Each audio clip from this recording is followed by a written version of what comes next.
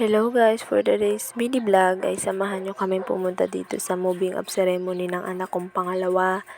So mga daycare center ang mga ito, mga daycare student, ayan. So medyo matagal kami naghihintay dito. Ito yung anak kong bunso. Sa sobrang tagal sumalampak na dyan sa sahig. Dahil naiinip na siya sa katagalan kasi nag-i-speech pa yung mga guest dito.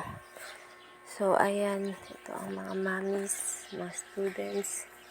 At pang 15 pala kami na CDC. So, medyo matagal pa. Sobrang tagal nito. Ayan, sumalampak na yung mga anak ko. At ito na, yung ibang mga CDC ay paakyat na ng stage. So, maghihintay na lang ulit kami na kami naman ang aakyat sa stage. So, maraming CDC kasi ito mga 19 siguro.